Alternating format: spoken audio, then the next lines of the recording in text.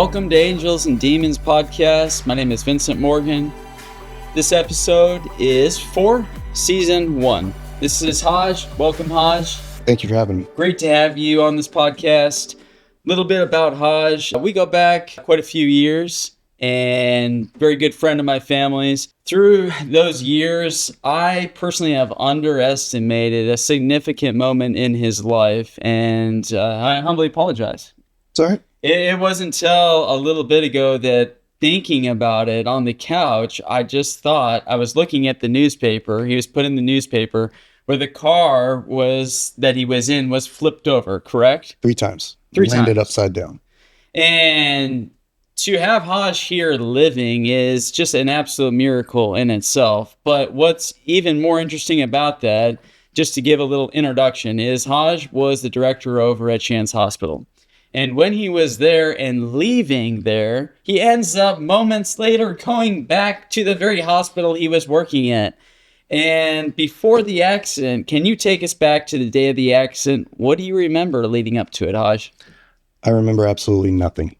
That is incredible because you must have been hit very, very hard. To remember nothing? That's correct. You were hit so hard that you didn't even know where you probably were. Was there anything unusual about the day, or did it feel like any other day at first? Don't remember anything. So when you left, before you left the hospital, though, did it feel like another day at work? Don't remember. Okay. The last thing I remember, there's 2 distinct memories that I have before the accident. One is Reggie Bush doing a flip into the end zone during the NFC Championship game. Hey! Right? That's awesome. Yeah, that's the last memory. Hey, that's a good, I like that. Okay. Because my accident was on a Monday around 1 o'clock midday. The NFC Championship game was the day before, and I have a lot of friends from New Orleans. Actually, one of the physicians that worked on me is a big New Orleans Saints fan, so I just remember being at his house watching that game. That's awesome. Yeah. So that's the last thing I remember before waking up in a room. So the last thing you remember before the impact wasn't much. Were you conscious during the crash? Obviously not. Did you realize how serious the situation was right away? Obviously not, because you're knocked out. So your impact, can you, from what you've been told then, what was your impact? So the reason I know so much about what happened while I was in my coma was because my mom kept a journal. She wrote in it every day. And she just gave me those journals a year ago, and I started reading them, and I get about 2 or 3 pages before I start crying. So very emotional. But there's so much information in there. You could just see where she was just mentally dumping to help herself, like, not stress out. And to go back and read those, and she wrote down the ventilator settings, she wrote down the operations, the things that were happening. And coming from a medical background, it was like, this is a dead man walking. I've seen so many people die from lesser of these injuries, right? And I've had like the trifecta of injuries. So yes, it's a miracle that I'm here, but it's cool that my mom kept a record of it so I can go back and read about it, like a day by day, every day account of what happened. Now, I don't want to peel a layer back that is going to be of any harm, but when you say you're reading pages and it's so difficult that you can barely get through, what are some of those pages about the accident that really are triggers for you? I mean, you have to believe in God when you read through these pages, and like any millimeter to the left, to the right, any one thing goes wrong, I'm dead, right? Like everything just, I wouldn't say perfect because it took them 3 months to, get me out of my coma. But I mean, it just, at the end of the page, right in the beginning, when I was my sickest, at the end of the page, having a good day means I only went into cardiac arrest twice that day. Wow. So we need to rewind just a little bit of let us know from what you know. Okay. So how from what you read did this accident take place? We're talking about a car accident that Hodge was in. Right. A particular car accident, not your average day like T-Bone. This was a car that you look at that looked like it was just created for scrap metal. That's how smashed the car was. So what can you tell us about just what you have read about the car accident? Sure. So I was out with a rep. Typically, they do these setups where you can go in and look at their equipment, play around with it, and they like to take you out of the hospital, because if you're in the hospital trying to do this, you're constantly getting interrupted. So they put on a lunch, they put on a show and tell, but I guess catering didn't show up that day. So we went and did his presentation, stopped and got something to eat, run our way back to the hospital about 1 o'clock in the afternoon. And we were in downtown Jacksonville, right by the Salzbacher Center and FSCJ downtown campus. And we had the green light. He went to take off. From his account, this lady going full speed in a 45-mile-an-hour zone. She hits us. We flip 3 times. And here's miracle number 1, right? She hit us so hard, she pushed me over to the driver's seat, and he ended up on the windshield looking up at me. What? And he said he just watched the life go out of my eyes. What? And yeah. And so so you essentially died. So one of my injuries that I had is called a transected aorta. Do you know what that is? Please enlighten me. Okay, so your aorta comes off of your left ventricle. It is the largest vessel that pumps oxygenated blood to the rest of your body. Okay. Right? It goes through your body, then it comes back into the right atrium, and then it goes through the heart to the lungs, back to the heart, back oxygenated, blows off CO2, right? So your aorta hangs like a tree branch. Like your heart is just kind of swinging. It's loose. And it sits between your 2 lungs, which cushions it. So what happens is on immediate impact, it almost snaps like a twig. And so my aorta ripped open, right? And there's less than a 1% chance of surviving that in the first 8 minutes because your body just bleeds out. For the audience, I'm just going to say it for us all. How is that possible? Okay. I got hit really hard. Did you hear that? Did anyone not understand that? Say it one more time, Hodge. Transected aorta. So his aorta peeled apart? It snapped open like this, right? Like if you're bending a twig and it kind of starts to fracture, right? You get that light green. So that's what happened to mine. So there's 2 things. There's a dissection of an aorta, which happens inside the lining. Understood. And that's a slow process where it just starts to peel away layer and layer and layer. This is different though. Yep. That's just internal. This is usually a traumatic where it rips open and you die immediately. Like you just bleed out because your left ventricle is pumping. And you said blood. 1%. Less than 1% chance. How can it be so high? I mean, I would say if you told me 0.0000000, I'm going to shake your hand and I'm going to agree. I'm not going to argue the net. Right. But when you say 1%, I'm like, you're telling me that there are surgeons at a hospital that you can have an injury like that can repair something? Well, here's the thing. Yes, they can if it's happened slow or if it's a slow enough tear that it slowly leaks. Right. But a traumatic, it opens all the way up. It's like getting like a whole gunshot wound. Game over. Paramedics can't fix. There's no way to get into the chest. To fix it other than cracking the chest, going in there with your hand and squeezing or repair. And paramedics aren't trained to do that. So I'm just going to take a guess you're in a medical coma. Medically induced coma? Yes and no, because I was awake. So the aorta ripped open. We landed upside down. So the flap closed on itself and clotted before I bled out. And because it took them almost 30 minutes to cut me out of the car. Okay, I'm pointing towards the angels now. That's an angel. I mean, well, miracle you've got number a 1, really good one around you. Yep. Wow, that so it clotted? So, the flap ripped open. We flipped 3 times. On that third, we landed upside down. If we didn't land upside down, I wouldn't be here. If you didn't land upside down, you wouldn't be here. Correct.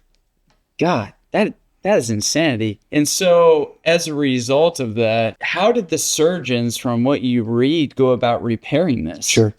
So I got into the trauma center. Again, they had to cut me out of the car. The homeless people across the street stole my shoes while I was unconscious and was taking all my stuff. The homeless people stole your shoes? Yeah, there was a couple of guys that said that they witnessed, they were just grabbing stuff.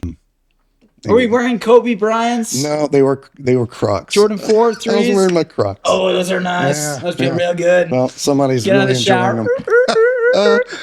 But so I got into the trauma center. I was actually paged out. So there's different levels when you come into a trauma center. Level 1 being the worst, right? Because everything's based on resources needed.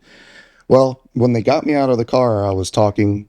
I don't remember any of this, right? But according to the report and the people that worked on me, I was up talking but they didn't know who I was because I was so bloodied. All over, blood everywhere. Blood everywhere. And the people that normally wouldn't recognize you. That's correct. Because I worked at the hospitals at Shands Hospital. Yep. And what was happening those that don't know, don't mean to interrupt, Shands is a trauma. Level 1 adult and pediatric, and it's actually called UF Health now, but yes, it was Shands back in the day. It's not just any hospital. If you have a major gunshot wound, stabbing, or incident, you are going to be going to Shands. That's what we have to offer. Yep, that's exactly right. No better place to go. I mean, they literally saved my life. So they didn't page me out as a level 1 because I wasn't that serious. They didn't know what was so serious. I had a shattered pelvis. I blew out both of my lungs. You know, they did not know about the aortic transection, right? Again, it's a miracle. And you don't see those until 1, it happens and someone dies in front of you, or 2, you go and get a CT scan, which is what happened to me. But what happens in a trauma center is you have a group of people, and depending on the levels, everybody gets paged, right? Radiology, the surgeon, ER for airway, all of that. And so the team shows up, and then as you don't need people, you can send them away. Well, my pager kept going off, and they're like, somebody please turn off your pager. And at that point, they'd already cut all my clothes off. They were just starting to clean me up. And then I guess one of the nurses that took care of me, she was like, I looked down, I wiped your face, and I was like, holy shit, this is Hodge. No way. And then it just escalated from there. And so I started to not do very well. And so they're like, all right, let's rush him to CT, because everybody gets a chest x-ray, right? Get a finger in the butt, all of these things. This is just standard practice of every trauma patient that comes in. And so they went and did what's called a CTA, where they shoot dye and they look at all the vessels in the heart. And then that's when they discovered, holy shit, he has a aortic transection. And then they're like, holy shit, he's not dead. Holy shit, wow. What do we do? So at that point, you know, things start to escalate a little bit faster. They start to figure things out real quick. They ended up bringing a surgeon. So you move from one place to the next, to the next, to the next so fast. Well, just the people. Yeah. And it's hard to do all of this in a 30-minute, like, explanation. I'm just trying to skip ahead. So the stents that I got in my heart, so it's just like repairing any other heart, right? If you have to go snip a piece and put it back, you put these stents in, it's like a mesh, and then your blood vessels naturally grow around it, and that makes the bridge, right? Kind of like if you have a STEMI, right, and something blocks your heart, they go out, they roto-rooter that in, and then they put in a stent in that piece to keep it open, right, while your heart heals. The miracle number 2, well, out of many, the ones that I got were FDA approved in December, and I was the first person in America to get them in February. That's incredible. Due to a traumatic injury. And they had a surgeon come down from, I think he was from Charlotte. That particular stent. Yep. And I was the first one to get it. And because of that situation, they didn't have to crack my chest to repair my heart. They went in through my groin. So I was the first person to get that type of procedure, because typically you got to crack open a chest. So that definitely is miracle number 2. Survival of an extreme car accident where you're flipped over. If you weren't flipped over, you wouldn't have survived. And then second of all, you have this incident where you have this stent, first person that had this type of stent, to bring you to the point that you could be here today sharing your story. That's correct. And if I can peel any more layers back, what do you remember reading as far as recovery from that point? When's the surgery? Were any of the surgeons people that you knew that worked on you? Every single one of them, personally, because I worked with them in business meetings. I worked in the trauma center. I worked with them. I ordered all their equipment. I trained everybody on the equipment. So you're like, bye, everyone. Hope you have a nice night. And then you're covered in blood. They're wiping your eyes. And they're like, this is Hodge. This is our director. What is going on here? That's correct. That must have, from their perspective to yours, just the emotional impact it had on them and you as being friends has probably its own conversation on its own.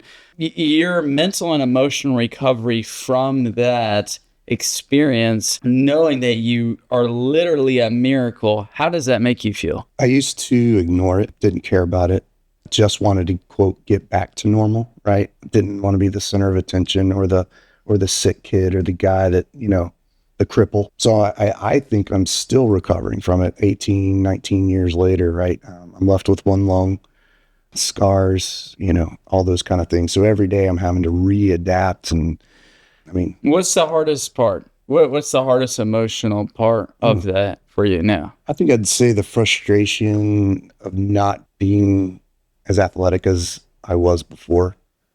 right? Not being able to do the simple things. So love sports, played sports, did all the running and Baseball, swimming, football, anything, basketball, you name it, you like to do it. So anything it competitive. limited what you love to do. Physical, swimming oceans. I wasn't the best surfer, but I mean, it was Love something being to in the do. water. I love being in the water.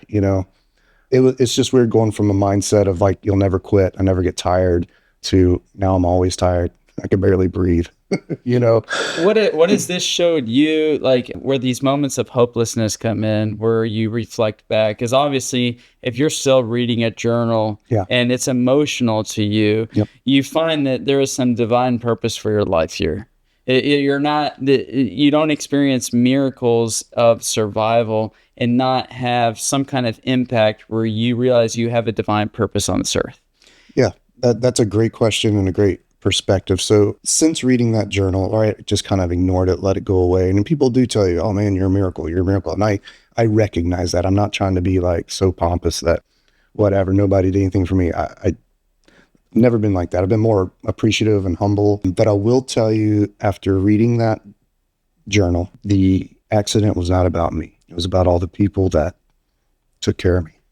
The surgeons that you personally know that helped you. The surgeons, the nurses, the techs, the people that clean the room, the people God to guide their hands to so perfectly do that and place those stents so that everything could be working how it is. And I'll say it wasn't my prayers that saved me.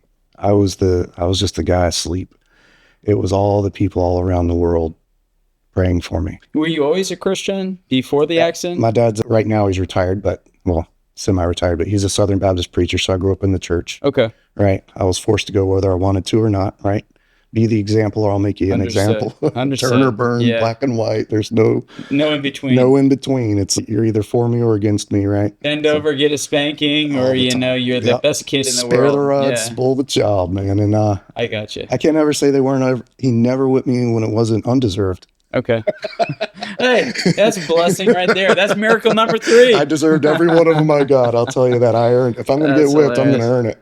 Well, I mean, coming from a strong community background too, where I feel like the spirituality element was over the top, I've come to realize, that it's sometimes your past and what you go through is just more stepping stones in preparation for your future. Yep. So you're looking at this in a way that I think is an incredible maturity.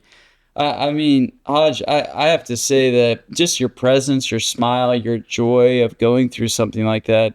I've been to a place where I've been in a near-death situation, so I know what that's like, but yours is a little bit different. And the way that you're unpeeling it is similar to how I've impacted, how I went through my situation. I'm slowly just now acknowledging what happens. I don't know why we as humans do that, but when we go through a traumatic situation, we try to almost pretend it never happened. Yeah. Well, because you want to get back to normal, right? You don't want that kind of attention. Yeah. So you try to just forget it ever happened. Then when you go back to realize what actually happened, you realize by the grace of God, you were spared and your life has a purpose. And the physical recovery and strength and all that went through that is absolutely amazing. Vinny, we can't be so short-sighted to think that Job was the only one the devil tempted the Lord with to prove his faith. That's a good point. Job didn't have Job to go back to as a reference point, right? That's a good point. So I don't think it was because of me. I think it was Billy Graham back in 1980. Do you have time for a Absolutely, absolutely. So Billy Graham, you know Billy Graham? Yes. He was on his second crusade through Las Vegas. He was doing a 3-night crusade at the MGM Grand. And night 1, 35,000 people were there. Between night 1 and night 2, there was a major fire at the MGM Grand and it killed 80-something people. Wow. And so the news comes and everybody, they put microphones in Billy Graham's face, right? And they're like, well, why did bad things happen to good people? Why would this happen? If the Lord was here, why didn't he protect? Terrible thing happen. Well, I love Billy Graham. He's got some good wisdom. He was like, sometimes we can't look at things as bad and good happening. It's happening because it's a rally, right? Because of that fire and all the resources, he went from 35,000 people the first night to a little over 100,000, where they had to move it outside. What? Because they were using the conference center as a place to, stage for the fire and the people that were hurt. And he was like, look at all these resources. Look at all these people that are now praying for Las Vegas and all of these people. That's an incredible story. It sucks that it happened. Yeah. But then you look at the crucifixion of Jesus. Would you call that a negative event or something that had to happen to someone for the greater of good? Watching the Passion of Christ was not an easy thing for me to watch, because I mean, I realized through that, like, you know, he went through a human pain level that probably was the worst of any kind. So if there isn't someone in the world that can say, hey, I went through a worse pain than you, he kind of went through it all to set an example, and then died upon the cross, you know, stabbing in vinegar, all that. Yeah, you have a good point there. It's not a negative event. No, it was a bad thing that happened to a person. Right. You're making a good point. But I see where you're going. Right. He needed Judas to get to the cross. Yes. Joshua, his brother sold him. Right. He said no to the king or the Pharaoh's wife. He was doing the right thing by walking away and ended up in prison for 3 years before he was anointed. Yes. Right. Is that a bad thing that happened to a good person, or is that a stepping stone to get to where you need to go?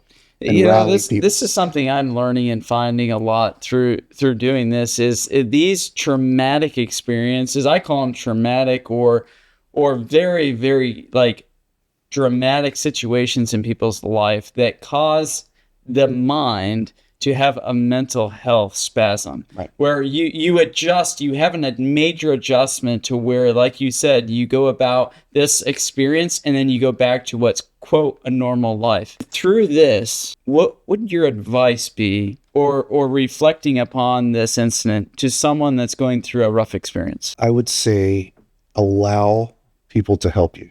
Don't be so stubborn. Were you stubborn during the process? Absolutely. The entire step of the way. Okay. Right? Like, I mean, obviously the physical therapists were there for a reason. The people that came and visited me for a reason, but I wish I would have just let go more, because people genuinely want to help.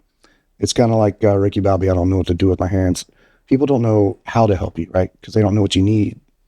And it's okay to be like, okay, I do need a ride to the doctor's office. I'm still not allowed to drive. I do need you to come cook dinner. I do need, you know. So don't be stubborn in letting people help you. Just, yeah. And don't rush it. Don't rush rehab. That was the other thing, is I just wanted to get to normal. So what has surprised you most since the accident about yourself? What has surprised me the most about myself? Or how are you living differently today? Appreciation. It's not that I was ever not appreciative, but I pay attention. Things happen for a reason. We may not know it. Good, bad, positive, negative, however you want to look at it. It's to get you to a point, right? And sometimes the Lord needs to push you. Sometimes you're the vessel, right? It didn't happen to me. It happened through me. He's going to use it somehow. He hasn't really chosen. Maybe he has, and I just don't realize it yet, right? I mean, I'm here. Would I be here if that happened? Absolutely not. You know, and who knows where it's going to go from here. And that's what this podcast is about, is you are not alone. I mean, right. And how you, Hodge, are sharing like a support system. And that's what this podcast is all about, is we want to be a support for other people, because there are some very difficult valleys that people go through, and it's easier said than done. But what Hodge is saying here is, if someone is trying to help you, like, we are just trying to be a source to let you know that there's some very low places that people have gone through. Yep. And if someone's willing to help you or be an encouragement, then be there and accept it. Yep. Because that, it seems like it would have been very helpful for you. I don't know if it was because of my dad. I mean, there was people praying around the world. There was a village in Africa that some missionary friends of mine were trying to get them, you know, he was helping them with the water and doing other things outside of their religion, but then he was just trying to get them to grasp God and the understanding and that he loves you. And so at some point throughout my coma, you know, they were writing letters, or I'm sorry, a lot of that, it's very foggy to me, so I'm sorry if I don't get it right, but there was communication that he just asked the village to pray for me. During the recovery? No, while I'm in my coma, the recovery, the whole thing. Okay. And my parents were keeping them updated on the good, the bad, the good, the bad, the good, the bad. And then when the good started and I turned the corner and actually started to get better, he said a small revival broke out. Wow. That's very special. So that's very, that gave me goosebumps hearing it's like, that. That's very special. I don't know that would ever happen. We never really covered that, but Sure. How long were you in that coma for, medically induced coma? Sure. It was roughly 3 months. I physically woke up before I remember waking up because obviously they were trying to titrate me off of the, the sedatives and the medication and the pain meds and stuff.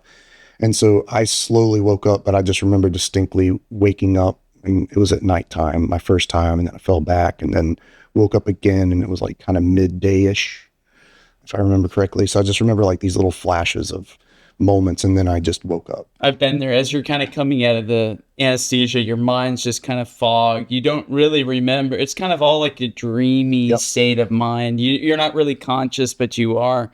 So that process took about 3 months though for you, or 3.5 months for you to come back to a full conscious state. I was still in the ICU for about another month. Then they downgraded me, went to rehab at Brooks, coded at Brooks. How long at rehab were you?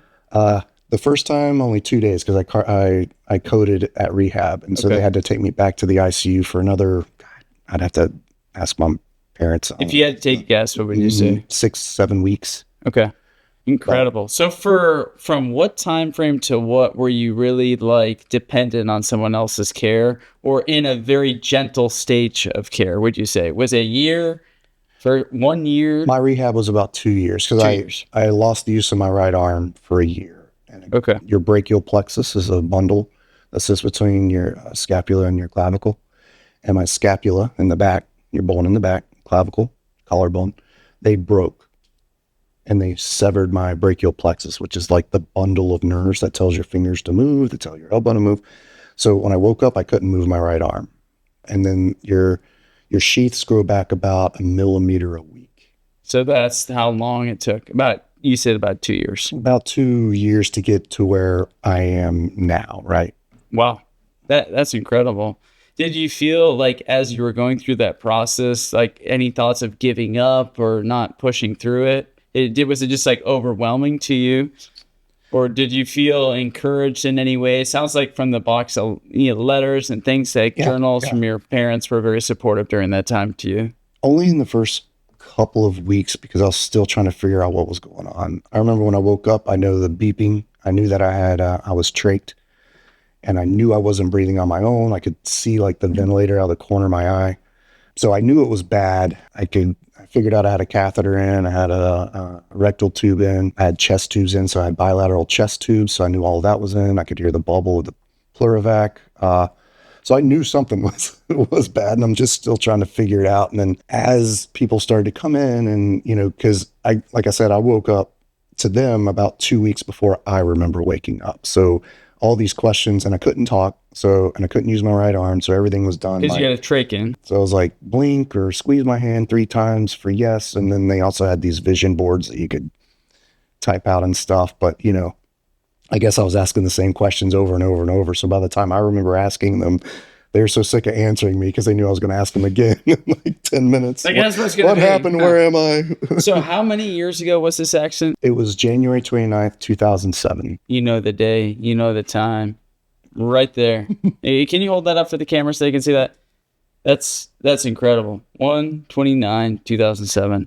That's the day you will never forget. Though you don't remember it. I was going to say that. Though you don't remember it, with people taking notes and being by your side, you were able to experience what you would have been able to understand going through if you're awake. That's just incredible that you have such a positive demeanor about you going through something like that.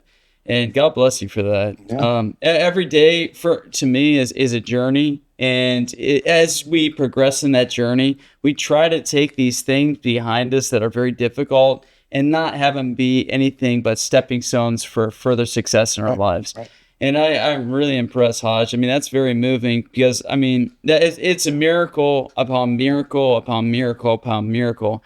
And there is so much purpose for your life. Yeah. There's so much purpose in your life. And just to know you and the blessing you are in the community, it's just been a pleasure to have you on this podcast, share your story, and let others know that if they have an incident where they feel in a low moment, you really said something that really impacted me. It's do not push away people that want to help you. Right. This platform, If you want to contact and say something or have us be of assistance to help you in any way, that's what we're here for. Sometimes you just need to talk to someone. Yep. Sometimes you just need to unleash your mind. Sometimes it's just to have a friend, to go out, get a drink, have some time, go into surfing, doing something, to know you are not alone. Because when you are alone and you go through these things, you feel very isolated. You know, your thoughts overpower you and start defeating you as a person. And the more you probably read notes about people wrote about your accident, it's probably very emotional. Or I'm just going to say it is emotional, right? It is. Have you gotten through this book? No, I'm not. There's 5 full spiral notebooks. And I've gotten through. Your mom or your dad? Who is It's all my mom. You're all your mom. My mom. Okay. All my mom. God bless your mom. Your mom sounds like a trophy mother. She is an amazing woman. Her job gave her a leave of absence. She came and lived in Jacksonville. They live in Panama City Beach. My dad would drive over every weekend. 5 spiral books. Full of notes. I should have brought them. Of your experience. We'll post them on the website. We're going to post some of them so you can see how lovely this woman is, Mrs. Hodge. Because, to be able to love your child that much where you wanted to make sure that every moment, she didn't know when the last moment for you probably was. But for her, she loves you so much. She wanted every detail recorded in that book. That's really precious. That's really precious. So you said you were how far along? Not even a quarter of a way through the first one. I'm only through the first 3 weeks. It's tough. Okay. It's tough, man. Okay. So to me, I had a box on a previous podcast for 27 years was buried underneath my bed. I didn't go near it. I didn't touch it. Because when I flipped through the pages of it, I saw some very dark stuff like that. Mm-hmm. Stuff that death was crawling like bugs all over your body. And the thoughts of all the incidents start bombarding your brain. And you literally start going crazy. The first thing you do for me is grab a Bible and start reading scripture just to contain sanity. Yep. Because the emotional impact from what others go through while you are going through a tragedy is all one experience. Meaning when you get injured, your whole family was a part of it. Yep.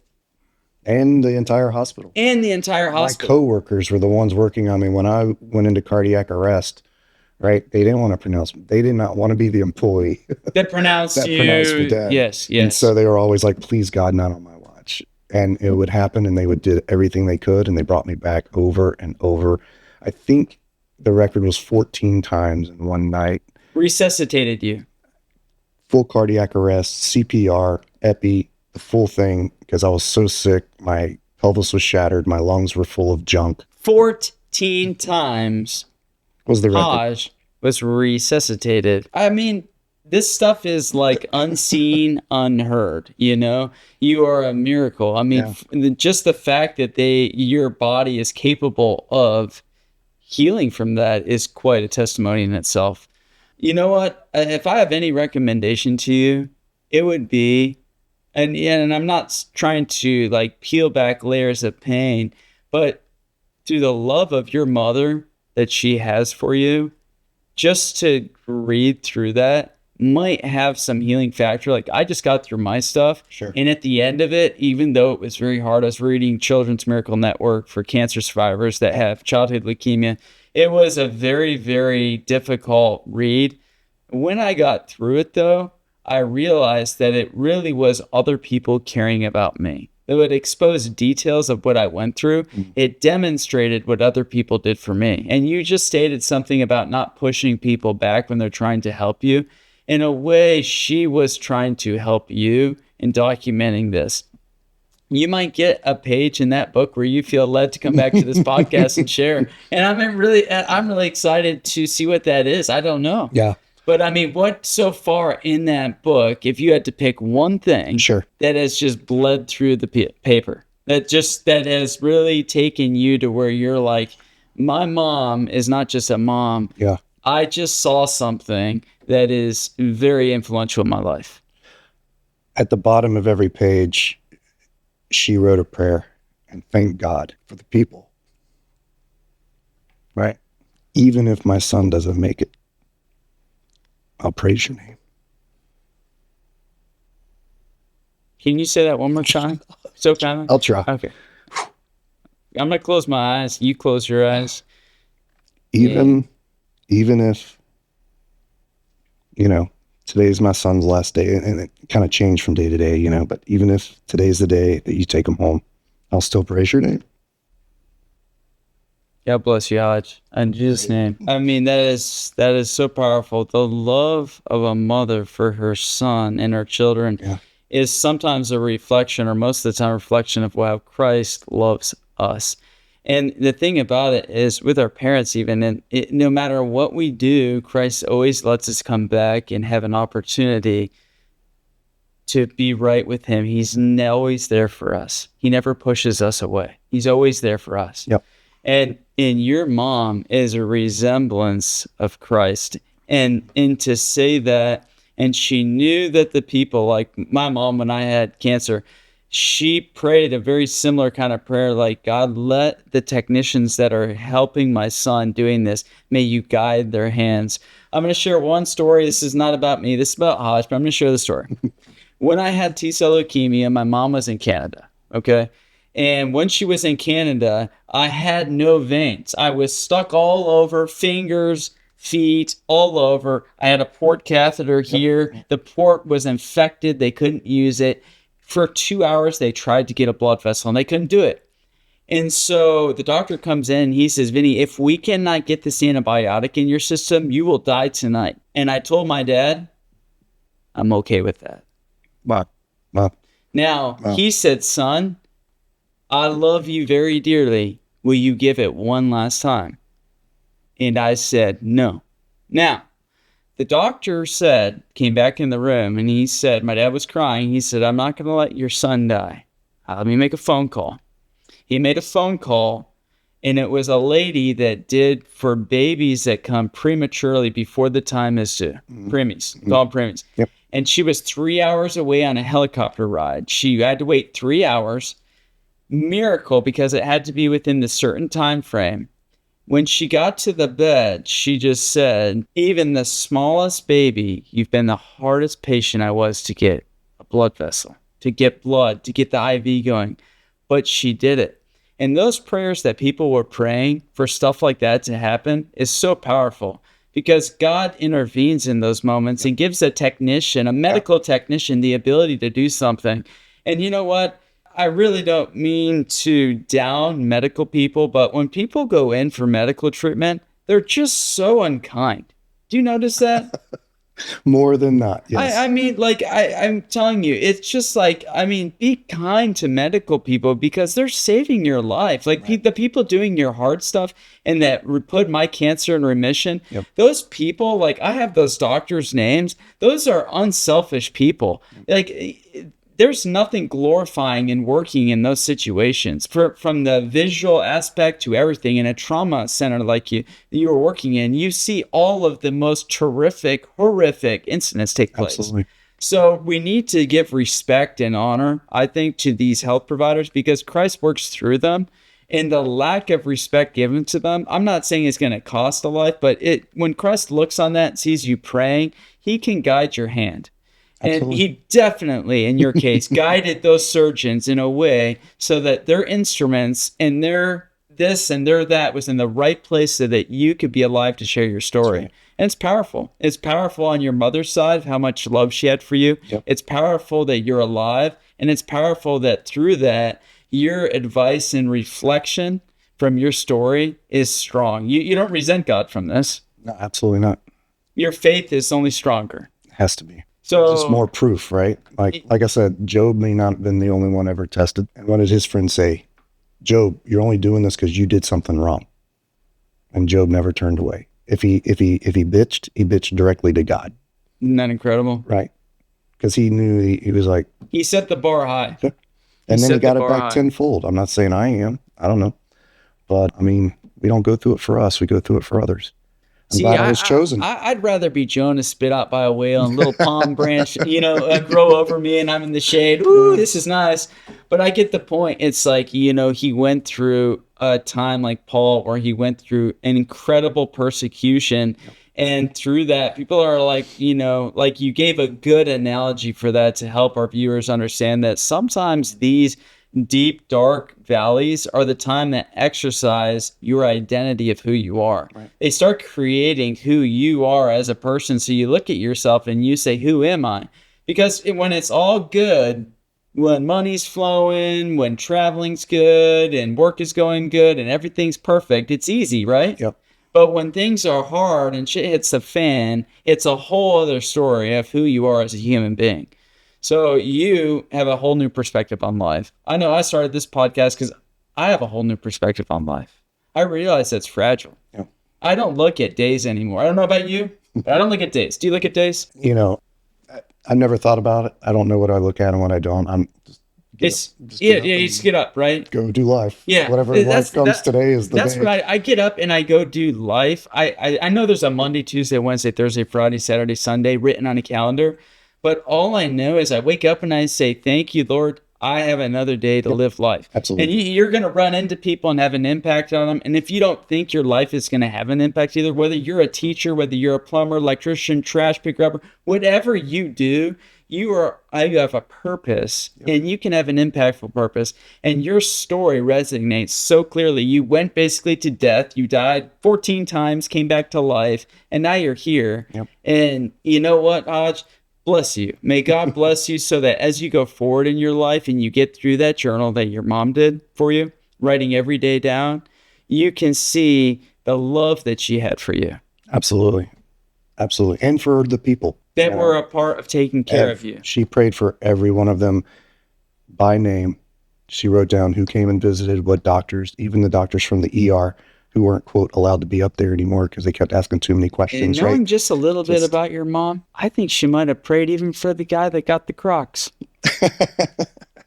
Well, she has that heart, where she's probably like, you know what?